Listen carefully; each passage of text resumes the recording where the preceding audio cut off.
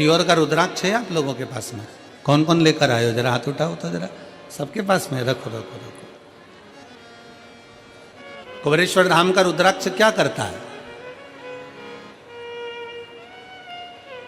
उसका एक ही काम है, पानी को अमृत बनाने का प्रयास करता है। काशी में रिसर्च चला कि ऐसा रुद्राक्ष में क्या है जिसको तांबे के कलश में गलाया गया और शंकर जी पे चढ़ाया गया और उस पानी को पिया तो उससे बल उत्पन्न हो गया, बीपी, शुगर, थायराइड जैसी बीमारियां ठीक होने लगी। क्या है ऐसा?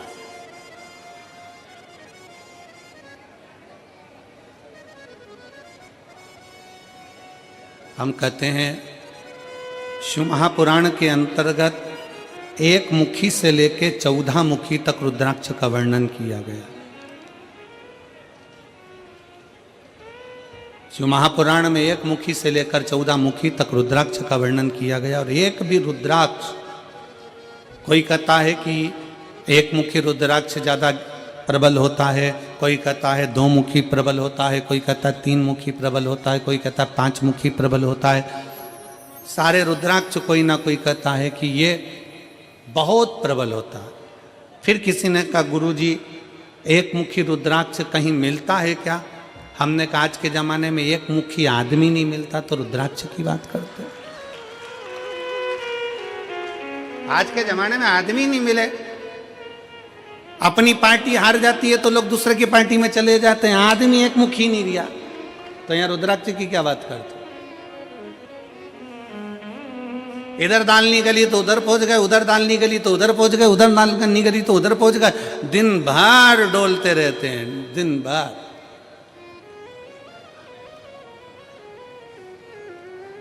फिर किसी ने पूछा गुरुजी रुद्राक्ष कौन सा असर करेगा? कौन सा रुद्राक्ष असर करेगा? हम कौन सा रुद्राक्ष पहने जो हमारे शरीर पर असर करे? कौन सा रुद्राक्ष हमें पहनना चाहिए कि हमारे शरीर पर असर करे? हम निवेदन करेंगे रुद्राक्ष पहनो मत पहनो, पर मीठी वाणी का रुद्राक्ष अपनी जिह्वा पर रख लो, वो इतना असर करेगा कि सबको अपना बना ले, सबको अपना। वाणी ऐसी बोलिए जो मन का, जम के बोलो जरा, वाणी ऐसी बोलिए जो मन का आपा खोए। पर आज के जमाने में वाणी ऐसी बोलिए जो जम के झगड़ा होए, पर उससे मत बोलिए जो तुमसे तगड़ा होए। आज के जमाने में सबसे मूल है आपकी वाणी। वाणी की श्रेष्ठता हो तो समझ लो कि पूरी दुनिया तुम्हारी है, और वाणी की श्रेष्ठता नहीं तो दुनिया तुम्हारी अपने भी है। एक सास के पास में अंगूठी भी है, एक सास के पास में चेन भी है, एक सास के पास में जेवर भी है, एक सास के पास में दुनिया की प्रॉपर्टी भी है, एक ससुर जी के पास में सब कुछ है। सास ससुर के पास में प्रॉपर्टी है, जमीन है, बंगला है, गाड़ी है, पैसा है, धेला है, सब कुछ है। और मान लो उसकी वाणी अच्छी नहीं हो तो घर में 4 बेटे 5 बेटे 3 बहुएं 4 बहुएं 5 बहुएं कोई उसका होगा? जम के बोलो जरा। वाणी से अमृत बनाना सीखो। लोग कहते हैं गुरुजी कौन सा रुद्राक्ष? ठीक है, शिव महापुराण में 1 मुखी से लेकर 14 मुखी तक रुद्राक्ष का वर्णन है। स्कंद पुराण के अंतर्गत 1 मुखी से लेकर 21 मुखी तक रुद्राक्ष का वर्णन है। लिंग पुराण में रुद्राक्ष की महत्वता है। ये रुद्राक्ष कौन सा हमारे लिए अच्छा होगा, कौन सा रुद्राक्ष पहनना चाहिए, कौन सा रुद्राक्ष धारण करना चाहिए, शिव महापुराण की कथा कहती है जो भी रुद्राक्ष उत्पन्न हुआ वो भगवान के नेत्र अश्रु से उत्पन्न हुआ।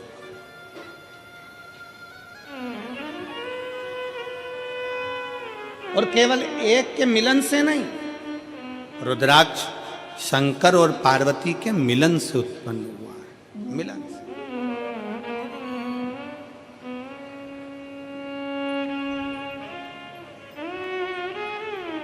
मेरे ओघड़नाथ, मेरे भोलेनाथ, मेरे शंकर, मेरे त्रिकालदर्शी, कैलाशी, अविनाशी, एलईडियाँ चालू करवाइए पीछे की एलईडी। और बड़े आनंद में विराजमान थे। तभी माँ जगत जननी भगवान शंकर के पास में आती हैं और उनके नेत्रों को अपने हाथों से बंद कर लेती हैं।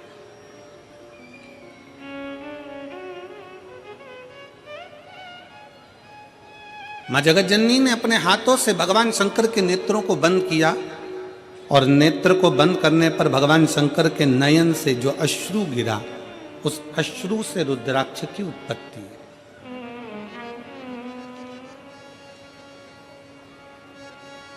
अब यहां पर यह वर्णन नहीं आया कि अश्रु से एक मुखी रुद्राक्ष हुआ, कि अश्रु से दो मुखी रुद्राक्ष हुआ, कि अश्रु से तीन मुखी रुद्राक्ष हुआ, कि चार मुखी हुआ, कि 14 मुखी हुआ, कि 21 मुखी हुआ। माता ने हाथ का स्पर्श किया, नेत्र बंद हुए, अश्रु नीचे गिरा, उससे रुद्राक्ष उत्पन्न हुआ। शंकर भगवान का पुत्र है रुद्राक्ष, शंकर भगवान का स्वरूप है रुद्राक्ष, शंकर भगवान का प्रतिबिंब है रुद्राक्ष। इसलिए शिव महापुराण की कथा कहती है, एक तो पंचाक्षर मंत्र नमः शिवाय, षडाक्षर मंत्र ओम नमः शिवाय, श्री शिवाय नमस्तुभ्यम और रुद्राक्ष, ये वो हैं जिनका एक स्पर्श मात्र, जिनको नजदीक में रखा जाए तो जीवन का एक सुख अपने आप उसके करीब में आता चले जाता। मात्र स्पर्श। शिव महापुराण की कथा कहती है कि रुद्राक्ष कोई सा भी हो, 1 मुखी हो, 14 मुखी हो, 21 मुखी हो, 15 मुखी हो, 11 मुखी हो, 10 मुखी हो, 5 मुखी हो, 4 मुखी हो, पर इतना याद रखना, कोई सा भी रुद्राक्ष हो, अगर आपके गले में पड़ा हुआ है, अगर वो रुद्राक्ष आपके गले में है, चाहे स्त्री हो, चाहे पुरुष हो, चाहे बेटी हो, चाहे बेटा हो, अगर उसके गले में रुद्राक्ष पड़ा हुआ है तो किसी दुनिया के व्यक्ति की सामर्थ्यता नहीं है कि वो आपको धोखा दे दे और आपसे छल कर कर चले जाए।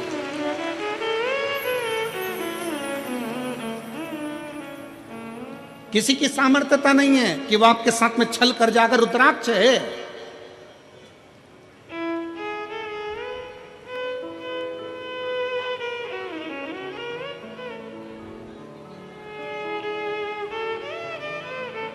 और प्रयास करो,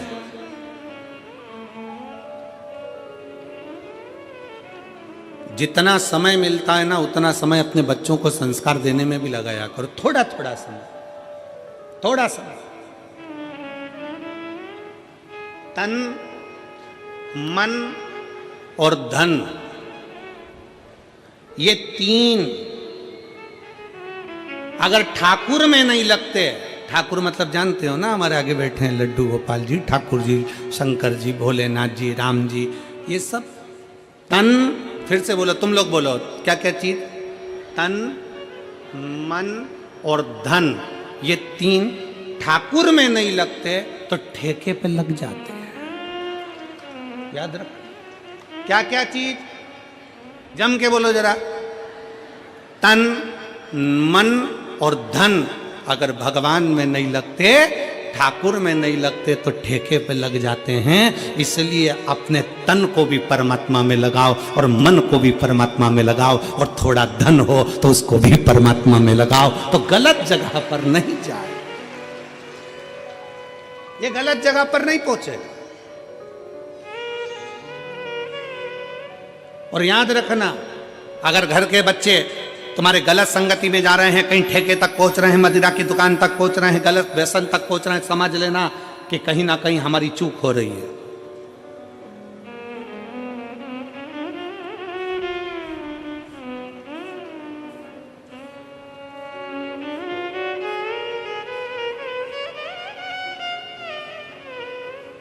कहीं ना कहीं हमारी चूक हो रही है।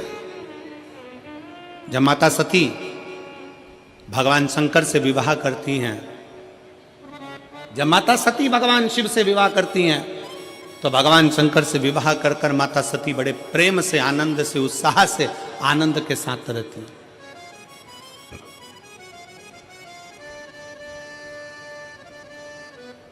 बड़ी उमंगता में माता सती रहती हैं। बड़ी से घर से अगर भरा हुआ गया है तो मंदिर से खाली नहीं आता, मंदिर से भी भरा हुआ ही आता,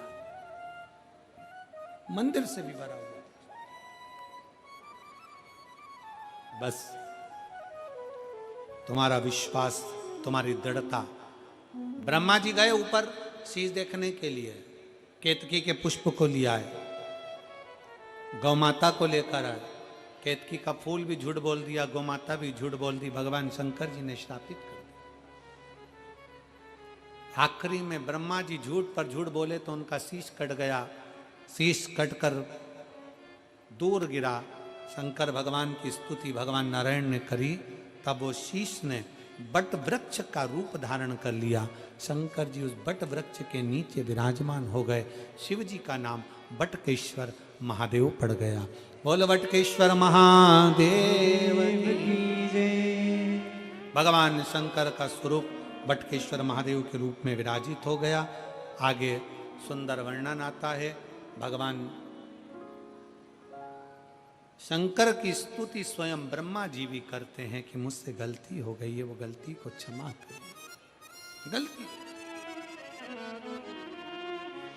कई लोग कहते हैं भगवान शंकर क्रोध के देवता हैं, भगवान शंकर रुद्र हैं, क्रोधी हैं, गुस्से के देवता हैं। शिव महापुराण की कथा कहती है शंकर भगवान क्रोधी नहीं, रुद्र नहीं, शंकर भगवान कोमलता का भाव रखते हैं, इसलिए उनको भोला भंडारी कहा जाता है। सहजता, निर्मलता, नम्रता मेरे शंकर के अंदर है। किसी देवता को इतने अपशब्द नहीं किए जाते जितने शंकर भगवान को कहे जाते हैं। ये तो गंजेड़ी है, ये तो भंगेड़ी है, ये तो भस्मधारी, त्रिपुंडधारी, नाग, सर्प, माला। लोग अपशब्द पर अपशब्द कहते हैं, पर किसी को यह नहीं मालूम कि ये गंजेड़ी है ना भंगेड़ी है। ये तो ओघड़ दानी है, और ऐसा ओघड़ दानी जो भूलवश भी शंकर के मंदिर के सामने से निकल कर चले जाता है, उसका भी भंडार भोलेनाथ भर देता है। ऐसा ओघड़ दानी है। भगवान ब्रह्मा विष्णु महेश की झांकी का अपन दर्शन कर रहे हैं। भगवान बेटा देकर भेजी है, क्योंकि बेटी के जीवन में पेट्रोल पंप देखा, गाड़ी देखी, बंगला देखा, और मालूम पड़े कि लड़का कहीं गलत विचारों से जुड़ा हुआ मिल गया तो बेटी को रोना नहीं पड़ेगा। अपनी मेहनत खुद करना जानती है, अपना परिश्रम खुद करना जानती है। इसलिए बेटी को कन्यादान में अगर कुछ देना चाहते हो, बेटी को कन्यादान में कुछ प्रदान करना चाहते हो, वो सतयुग था, वो त्रेता था, वो द्वापर था, पर कलयुग का सबसे बड़ा कन्यादान अगर कुछ है तो एक माँ बाप अपनी बेटी को अच्छा पढ़ाएं, अच्छा विद्याध्ययन कराएं, उसको काबिल बनाएं और उस पद तक पहुंचाएं कि तुम्हारी बेटी जिस दिन तुमसे मिलने के लिए आए तो खुश होकर कहे, पापा आज मेरा प्रमोशन हो गया, आज मैंने फिर एक कंपनी में आगे बढ़कर नौकरी करी है, पापा आज मुझे सम्मान मिला है, पापा आज मैंने ये किया है। बेटी की प्रतिष्ठा, बेटी का कन्यादान, धन, ये गोदरेज की अलमारी हो, फ्रिज हो, कूलर हो, वॉशिंग मशीन हो, ये लैपटॉप हो, इससे बेटी का कन्यादान नहीं है। बेटी का कन्यादान है उसकी उच्च शिक्षा।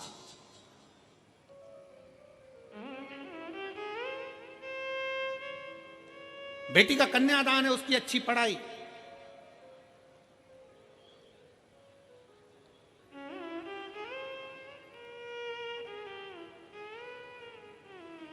बहुत बड़े बड़े सम्मेलन होते हैं, बहुत बड़े बड़े आयोजन होते हैं, जिसमें बहुत सारा सम्मेलन में भी दहेज दिया जाता है। वहाँ इतने लोगों का ब्याह, अलमारी दी, ये दी, वो दी, ये दिया, वो दिया।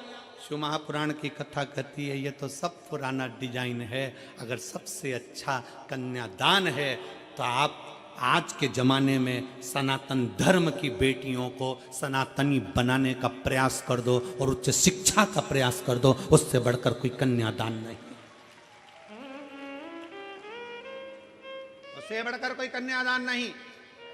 और फिर कथा में आई है, माता सती के विवाह में कन्यादान में ढेर सारा आभूषण, रतन, माणिक, मोती, सोना, चांदी, हीरा, पन्ना, अंबर, पीतांबर, गाड़ी, बंगला सब दिया गया। फिर माता पार्वती जी का विवाह हुआ तो कन्यादान में कुछ नहीं दिया गया। क्यों? क्योंकि हिमालय राज की बेटी माता पार्वती भगवान शंकर की भक्ति में लीन थी। हिमालय राज ने देख लिया कि मेरी बेटी ने अच्छी शिक्षा ग्रहण कर ली है, अच्छा विद्याध्ययन ग्रहण कर लिया है, तो मेरी बेटी को अभी दहेज के समान की नहीं, मेरी बेटी तो खुद संस्कारित है। जिस घर में जाएगी वहां बंगला बना देगी, जिस घर में जाएगी वहां आभूषण ले आएगी, जिस घर में जाएगी वहां अंबर पीतांबर हो जाएंगे।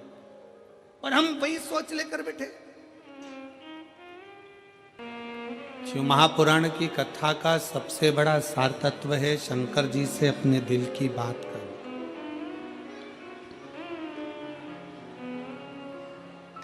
दिल से बाबा को प्रार्थना करो, दिल से बाबा को निवेदन करो। आज बाबा का प्रागट्य महोत्सव भी है। भगवान शंकर का ज्योतिर्मय स्वरूप आज ही के दिन प्रकट हुआ था, इसलिए बाबा के भाव से निवेदन कर अपने दिल की बात कही। सब साथ में बोलेंगे।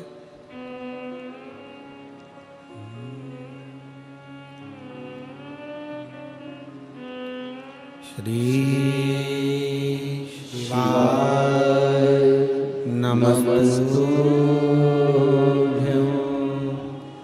श्री शिवाय नमस्तुभ्यं। श्री शिवाय नमस्तुभ्यं। श्री शिवाय नमस्तुभ्यं। श्री नमस्तुभ्यं। भोला सब दुख काटो मारा, भोला सब दुख काटो मारा। शिव शंकर जपूं तेरी माला, भोले बाबा जपूं तेरी माला। भोला सब दुख काटो मारा, ओ भोला सब दुख काटो मारा। वेश है मंगल मंगलकारी, वेश है मंगल मंगलकारी।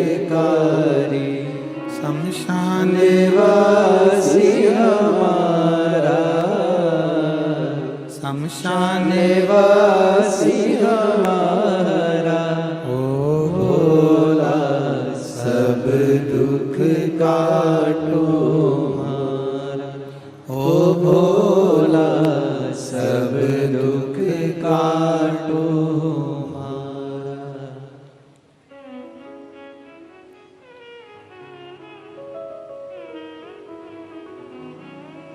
भगवान शास्त्र कहता है माँ ब्रह्माणी, ब्रह्मा जी की धर्मपत्नी माता सरस्वती स्वयं सामने आकर खड़ी हो जाती थी और पार्वती मैया सम्मुख में आकर जब शब्दों का उच्चारण करना प्रारंभ करती थी तो माता सरस्वती भी स्थिर होकर देखती थी।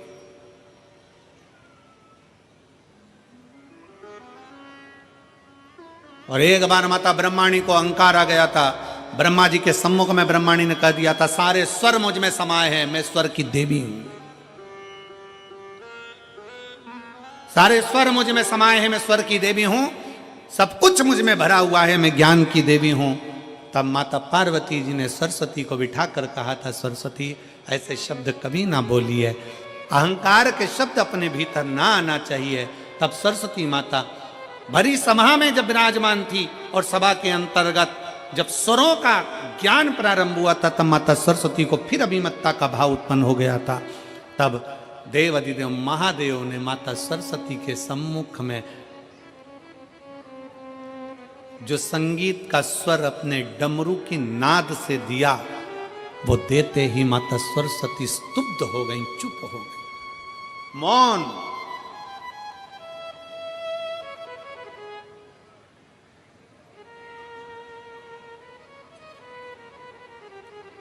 सरस्वती माता मौन हो जाती हैं, एकदम चुप, स्तुप्त।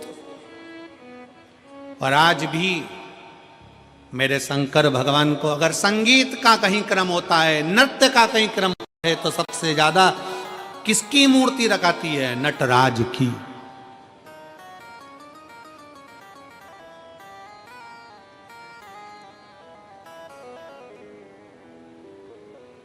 शिक्षा वो आभूषण है, शिक्षा वो हीरा है जो अपने बेटी को, अपने बेटों को जरूर दीजिए, बहुत जरूरी है।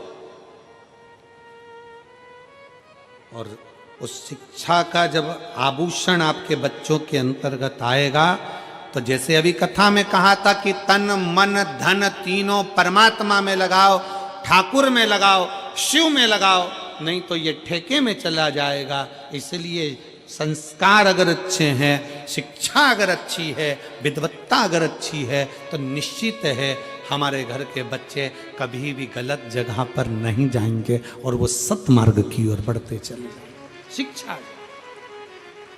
कल की कथा में जैसे कहा गया था कि विश्वास एक अपने आप पर, अपनी लगनता पर, अपने कर्म पर पूर्ण भरोसा रखना, और दूसरा मेरे शंकर पर पूर्ण भरोसा, पूर्ण भरोसा शिव पर रखिए। और जब भरोसा प्रबल होगा तो शिव को मिलने में देरी नहीं। सती मैया की कथा कर रही है, माता पार्वती जी का चरित्र कर रहा है कि माता सती सामग्री लेकर गई, पर साथ में अभिमान, अहंकार थोड़ा सा लेकर चली गई, जिसके कारण उनका ध्यान भगवान की कथा में नहीं लग पाया, भगवान की कथा में उनका चित्त नहीं लग पाया। कुंभज बाबा कथा कर रहे थे, सती मैया का चित्त नहीं लग पाया, सती मैया का मन उच्चिष्ट हो गया, सती मैया का मन उच्चिष्ट हो गया, उनका ध्यान कथा में नहीं गया। और शिव महापुराण का सबसे बड़ा क्रम है, आप जितनी देर पंडाल में बैठो, भगवान की आरती हो, कर्पूर गौरम हो, शिव आरती तक जब तक कथा के पंडाल में बैठे हो, तब तक भगवान शंकर की कथा में तुम्हारा चित्त, तुम्हारा मन, तुम्हारा ध्यान रमा होना चाहिए।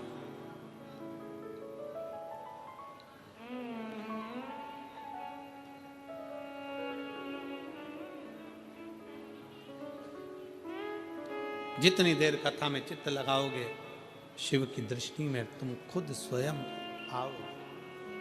कथा कर रही है, समय आया, मां सती पहुंच तो गई थी भगवान शंकर के पास में, निवास भी करा था माता सती ने, पर कभी कभी कोई कोई शब्द ऐसे हो जाते हैं जिन शब्दों में अभिमतता नजर आने लगती है, अहंकार।